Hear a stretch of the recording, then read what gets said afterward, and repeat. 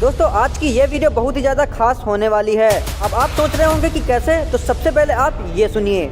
आपकी एक भविष्यवाणी बहुत तेजी से वायरल हो रही है कि ये जो महाकुंभ है इसके बाद अब महाकुंभ नहीं लगने। जी बिल्कुल, और ये भविष्यवाणी ऐसा नहीं है कि हम ही बोल रहे हैं, हमें इन्होंने बोला है कि ये जो कुंभ है ये इस तरह से घटना है और ऐसे ऐसे करके आगे फिर कोई कुंभ ऐसे होने वाला नहीं है। कुछ होने वाला घटनाओं में ना सतयुग की स्थापना हो चुकी है। 2030 तक ये फाइनल सारा रिजल्ट सब लोगों के पास आ जाएगा, सबके पास आ जाएगा। क्या होने वाला तक ये धरती नहीं रहेगी, धरती नहीं, सतयुग की स्थापना हो चुकी होगी और आज ही आई है। और आज एक बहुत बड़ी भविष्यवाणी कर दी है कि धरती तो रहेगी लेकिन लोग परिवर्तित हो जाएंगे, विचारधाराएं लोगों की परिवर्तित बिल्कुल हो जाएगी, प्रोसेस में है, हो रही है। दोस्तों पिछले कुछ दिनों से नूर अनंता की ये भविष्यवाणी बहुत ही ज्यादा वायरल हो रही है। इसे देखकर कुछ लोग आश्चर्य में हैं, वहीं कुछ लोग इनका मजाक भी बना रहे हैं। लेकिन अगर आपसे कहा जाए कि उनकी इस भविष्यवाणी अनुसार यह आखिरी कुंभ है और यह बिल्कुल सत्य है, तो आप भी हैरान रह जाएंगे। जी हाँ दोस्तों, आज हम आपको यह गुत्थी भविष्यमालिका पुराण में लिखी हुई भविष्यवाणियों से सुलझाएंगे कि ये महिला जो कह रही है वह बिल्कुल सत्य है। आइए आपको विस्तार से समझाते हैं। कबीर सागर और भविष्यमालिका पुराण दोनों को लगभग 600 वर्ष पहले लिपिबद्ध किया गया था। कबीर सागर के स्वसंवेद बोध अध्याय में कबीर परमात्मा ने कहा है कि 5 सहस और 500 जब कलयुग बीत जाए, महापुरुष फरमान तब जग तारण को आए। कबीर परमात्मा ने कहा था कि जब कलयुग लगभग 5505 वर्ष बीत जाएगा तब वो महापुरुष दुनिया का उद्धार करने के लिए आएगा। दर्शकों, कबीर सागर के बोध सागर अध्याय में लिखा है कि 5505 तब ये शब्द होगा सांचा। यही बात भविष्यमालिका पुराण में लिखी है। देखिए, इसमें लिखा है कलयुग 5000 साल पूर्ण होगा, तब भक्त और भगवान की लीला का प्रकाश होगा। वहीं कबीर परमात्मा ने कबीर सागर में अपनी वाणी में कहा है कि यथा सरित गण आप ही मिले सिंधु में धाये, सत्य सुकृत के मध्य तिमि सभी पंथ समाये। यहाँ कबीर साहिब जी ने कहा है कि जिस तरह सब नदियां अंत में समुद्र में समा जाती हैं, इसी प्रकार उस महापुरुष के आने के बाद सब पंथ, सब धर्म एक होकर एक पंथ बन जाएंगे और उस महापुरुष के द्वारा चलाया गया एक पंथ रहेगा जो सत्य सनातन पंथ होगा। यही बात भविष्यमालिका पुराण में लिखी है। लिखा है कि भविष्यमालिका पुराण के अनुसार सन 2032 से पूर्व संपूर्ण विश्व में सभी धर्मों और पंथों का पुनर्गठन होकर सारे विश्व में केवल सत्य सनातन धर्म प्रतिष्ठित होगा। दर्शकों, अब जानना यह है कि आखिर वो महापुरुष कौन है जिसके बारे में कबीर सागर में लिखा है। जो जग तारण को आएगा वो अवतार कौन है जिसके बारे में भविष्यमालिका पुराण में लिखा है कि 2032 से पहले पहले वो महापुरुष सभी धर्मों का पुनर्गठन करके सारे विश्व में सत्य सनातन धर्म को प्रतिष्ठित कर देगा। दर्शकों, अब आपको कबीर सागर के वो गूढ़ रहस्य दिखाने जा रहे हैं जिन्हें जानकर आप दंग रह जाएंगे। कबीर सागर में लिखी हर बात इसलिए भी बहुत विशेष महत्व रखती है क्योंकि इसमें लिखी प्रत्येक वाणी खुद कबीर परमात्मा द्वारा लिपिबद्ध करवाई गई है। दर्शकों, भविष्यमालिका पुराण में जिस महापुरुष द्वारा सभी धर्मों को एक करके आदि सनातन धर्म को पुनः प्रतिष्ठित होने की बात कही गई है, वो महापुरुष कौन है, उसके आने के समय की जानकारी भी कबीर सागर में लिखी है। दर्शकों, जैसा कि आपने भविष्यमालिका पुराण में देखा कि कलयुग के 5000 वर्ष बीत जाने के बाद भगवान और भक्त की लीला का प्रकाश होगा। जिस महापुरुष का जिक्र भविष्यमालिका पुराण में है, उस महापुरुष का कबीर सागर में स्पष्ट वर्णन देखने को मिलता है तथा उस महापुरुष की पहचान भी बताई है। आइए अब आपको कबीर सागर में दिखाते हैं। दर्शकों, कबीर सागर में बोध सागर के स्वसंवेद बोध पृष्ठ 121 पर लिखा है, चौथा युग जब कलयुग आई तब हम अपनो अंश पठाई, काल फंद छूटे नर लोई, सकल सृष्टि प्रवाणिक होई, घर घर देखो बोध विचारा, सतनाम सब ठोर उचारा। 5505 तब ये वचन होगा सांचा, कलयुग बीत जाए जब एता, सब जीव परम पुरुष पद चेता। जिसका भावार्थ ये है कि जब चौथा युग यानी कलयुग आएगा, वह कलयुग 5505 वर्ष बीत जाएगा, तब परमात्मा अपने ज्ञान का प्रकाश करने के लिए इस धरा पर आएंगे। वह सब जीव उनके अद्भुत ज्ञान को सुनकर पूर्ण परमात्मा की भक्ति करेंगे यानी सतनाम का जाप करेंगे। अब दर्शकों, सवाल ये है कि वो महापुरुष जिसका जिक्र कबीर सागर और भविष्यमालिका पुराण कर रही है, वो महापुरुष कहाँ आएगा और कैसे आएगा। आइए ये भी जानते हैं कि उसकी पहचान कैसे होगी। देखिए, कबीर सागर में कबीर वाणी के बोध सागर के पृष्ठ 137 पर लिखा है कि 12वें पंथ प्रकट हुए वाणी, शब्द हमारे की निर्णय थानी, अस्थिर घर का मर्म न पावे, ये 12 पंथ हम ही को ध्यावे, 12वें पंथ हम ही चलावे, सब पंथ मेट कर एक ही पंथ चलावे। भावार्थ है कि 12वें पंथ में कबीर परमात्मा की वाणी प्रकट होगी, यानी 12वें पंथ से ही कबीर साहिब जी का यथार्थ ज्ञान प्रकट होना शुरू होगा। उसके बाद 12वें पंथ में कबीर परमात्मा ने कहा कि मैं खुद चलकर आऊंगा और इन सब पंथों को मिटाकर एक पंथ चलाऊंगा। जैसा कि भविष्य मालिका पुराण में भी प्रमाण मिलता है कि उस महापुरुष द्वारा सब धर्मों का पुनर्गठन होकर केवल एक सत्य सनातन धर्म प्रतिष्ठित हो जाएगा। दर्शकों, कबीर सागर में लिखी इन वाणियों को पढ़ने के बाद 3 सवाल और निकलकर सामने आते हैं, जिनका जवाब हम इसी कबीर सागर में खोजेंगे। सवाल नंबर 1, ये जो वाणियां बोली गई हैं, ये कब सत्य सिद्ध होंगी? सवाल नंबर 2, वो 12वां पंथ कौन सा है जिसमें चलकर खुद कबीर साहिब जी महापुरुष के रूप में आएंगे? सवाल नंबर 3, वो महापुरुष कौन है? पहला सवाल था, ये वाणियां कब सत्य सिद्ध होंगी? इसका जवाब कबीर सागर में कबीर वाणी के बोध सागर के पृष्ठ 137 पर लिखा है। देखिए, 5505 तब ये शब्द होगा सांचा। मतलब कलयुग के 5505 वर्ष बीत जाने के बाद ये वचन सत्य सिद्ध होंगे। आइए अब देखते हैं कलयुग के 5505 वर्ष कब पूरे होते हैं। कलयुग 4,32,000 वर्ष का होता है। तो अब हमें देखना यह है कि आज कलयुग कितना बीत चुका है और कलयुग के 5505 वर्ष कब पूरे होते हैं, क्योंकि कबीर साहिब जी ने भी कलयुग 5505 वर्ष बीतने को विशेष बताया है।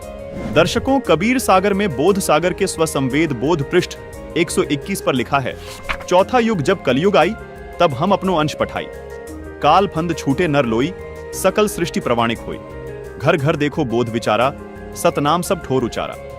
5505 तब ये वचन होगा सांचा, कलयुग बीत जाए जब एता, सब जीव परम पुरुष पद चेता। अब आपको 2 पवित्र पुस्तकों से प्रमाणित करते हैं कि कलयुग के 5505 वर्ष कब पूरे हुए। दर्शकों, आपको यहाँ हम याद दिलाना चाहेंगे कि इन दोनों पुस्तकों को आदरणीय शंकराचार्य जी व पूरा हिंदू समाज प्रमाणित मानता है। पहली पुस्तक का नाम है ज्योतिर्मय ज्योतिर्मठ, जिसके संपादक, लेखक एवं संकलन करता है विष्णुदत्त शर्मा, और दूसरी पुस्तक का नाम है हिमालय तीर्थ, जिसके प्रकाशक है रणजू चक्रवर्ती। आदि शंकराचार्य की जीवनी पुस्तक में लिखा है कि आदि शंकराचार्य जी का जन्म ईशा जी से 508 वर्ष पहले हुआ था।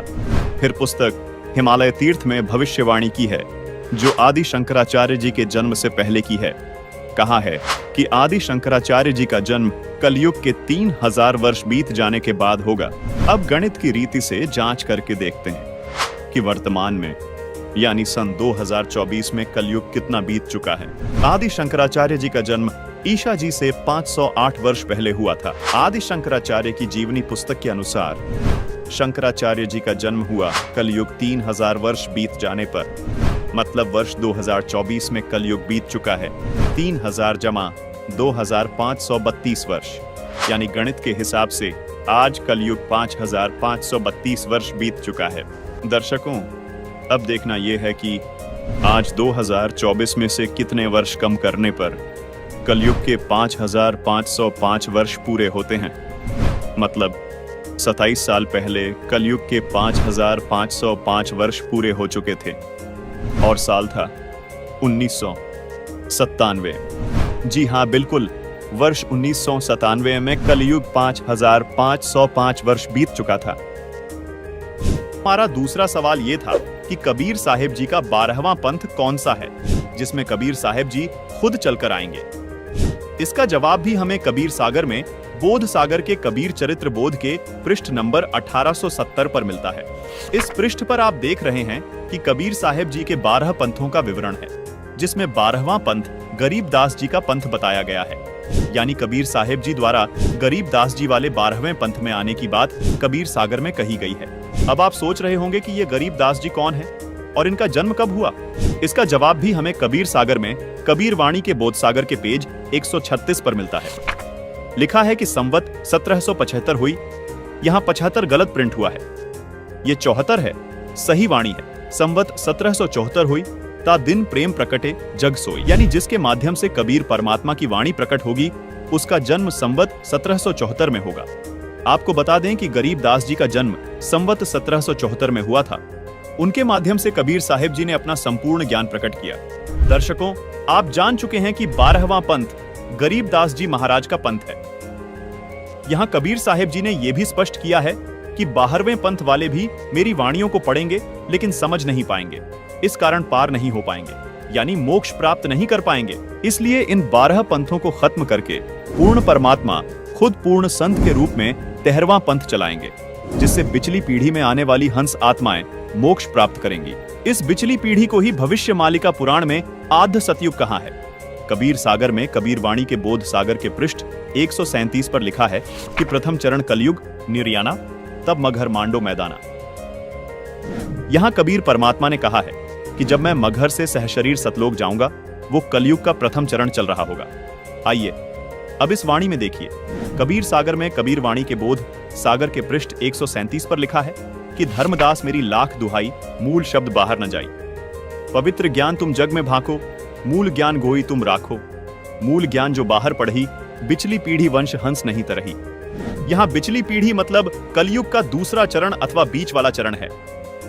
दर्शकों, यहाँ स्पष्ट करना चाहेंगे कि जिस समय को भविष्य मालिका पुराण में आधे सतयुग कहा है, उसको कबीर परमात्मा जी ने कबीर सागर में बिचली पीढ़ी यानी कलयुग का दूसरा चरण कहा है, और धर्मदास जी को चेताते हुए कहा कि हे धर्मदास, यदि ये मूल ज्ञान अथवा मूल मंत्र अगर नकली संतों के हाथ लग गए तो दूसरे चरण वाली यानी बिचली पीढ़ी में आने वाली आत्माएं मोक्ष प्राप्त नहीं कर पाएंगी। मतलब जो आधे सतयुग में जन्म लेगा उसका पूर्ण लाभ वो आत्माएं नहीं उठा पाएंगी। भविष्य मालिका पुराण में लिखी इस बात को भी विस्तार से समझाते हैं कि वो महापुरुष कौन है। आइए कबीर सागर से आपको स्पष्ट करते हैं, जो खुद कबीर परमात्मा द्वारा बोला गया सूक्ष्म वेद है। देखिए, कबीर सागर में बोध सागर के स्वसम वेद बोध के पेज नंबर 171 पर लिखा है कि 5 सहस और 500 जब कलयुग बीत जाए, महापुरुष फरमान तब जग तारण को आए। हिंदू तुर्क आदिक सबे जेते जीव जहान, सतनाम की साख गही पावे पद निर्वाण। यथा सरितगण आप ही मिले सिंधु में धाय, सत सुकृत के मध्य तिमी सभी पंथ समाये। जब लग पूर्ण हुए नहीं ठीके को तिथिवार, कपट चातुरी तभी लो स्वसंवेद निराधार। सभी नारी नर शुद्ध तब जब ठीक का दिन आवंत, कपट चातुरी छोड़ के शरण कबीर गहन। एक अनेक हो गए पुनः अनेक हो एक, हंस चले सतलोक सब सत्य नाम की टेक। घर घर बोध विचार हो दुर्मति दूर बहाए, कल युग में सब एक हो बढ़ते सहज सुभाए। कबीर साहिब जी यहाँ स्पष्ट कर रहे हैं कि कलयुग अभी समाप्त नहीं हुआ है। कलयुग के अंदर ही एक समय ऐसा आएगा जब कलयुग में ही सब एक होकर सहज स्वभाव वाले हो जाएंगे। कलयुग में ही सतयुग जैसा माहौल हो जाएगा जो कि हजारों वर्षों तक चलेगा। 2032 तक आदि सनातन धर्म प्रतिष्ठित हो जाएगा और पूरे विश्व में फैल जाएगा। कहां उग्र का शूद्र हो हर सबकी भव भीड़, सो समान सम दृष्टि है समर्थ सत कबीर। भावार्थ है कि जब कलयुग 5505 वर्ष बीत जाएगा तब वो महापुरुष इस धरा पर आएंगे और हिंदू मुस्लिम व सभी धर्म पंथों को एक करेंगे, सब सतनाम का जाप करेंगे और मोक्ष को प्राप्त करेंगे। दुनिया के जितने भी धर्म व पंथ है वो सभी उस महापुरुष के द्वारा चलाए गए 13वें पंथ जो आदि सनातन पंथ होगा उसमें ऐसे मिल जाएंगे जैसे सभी नदियां बड़े समुद्र में मिल जाती हैं। जब वो समय आएगा तब पृथ्वी के सभी मनुष्यों का स्वभाव सहज और शुद्ध हो जाएगा, सबकी बुद्धि निर्मल हो जाएगी, सब पाप करने से डरेंगे, यानी नर नारी कपट चतुराई छोड़कर कबीर परमात्मा की शरण ग्रहण करेंगे। दर्शकों, यहाँ पर हम आपको ये भी बताना चाहेंगे कि कलयुग अभी खत्म नहीं हुआ है। कलयुग अपने समय अनुसार ही समाप्त होगा, जो है 4,32,000 वर्ष। दर्शकों, अब आपको कलयुग के अंतिम चरण यानी जब कलयुग समाप्त होगा उस विषय में बताते हैं। कलयुग के तीसरे चरण यानी कलयुग के अंत में कल की अवतार जन्म लेगा जो राजा हरीशचंद्र वाली आत्मा ही होगा। उस समय कलयुग की हालत बहुत खराब हो जाएगी, मनुष्य मनुष्य को खाने लगेगा और जिस भी मनुष्य में भक्ति का बीज नहीं होगा उसको कल की अवतार यानी राजा हरीशचंद्र वाली आत्मा अपनी तलवार से काटकर समाप्त कर देगा और सतयुग की स्थापना करेगा। कल की अवतार सिर्फ उन्हें छोड़ेगा जिनके अंदर भक्ति का बीज होगा, यानी भगवान की चाह बाकी होगी। दर्शकों, जैसा कि हम आपको पहले बता चुके हैं कि 1997 में कलयुग के 5505 वर्ष पूरे हो चुके हैं और 1997 में स्वयं कबीर परमात्मा इस धरातल पर आकर संत रामपाल जी महाराज को मिले और उन्हें सार नाम व सार शब्द देने का आदेश दिया। अब आपको ये बात जानकर हैरानी होगी, जिस महापुरुष की बात भविष्य मालिका पुराण और कबीर सागर कर रहे हैं, वो महापुरुष कोई और नहीं बल्कि संत रामपाल जी महाराज ही हैं। जो महापुरुष 13वें पंथ का प्रवर्तक होगा, वो संत कोई और नहीं बल्कि संत रामपाल जी महाराज ही हैं।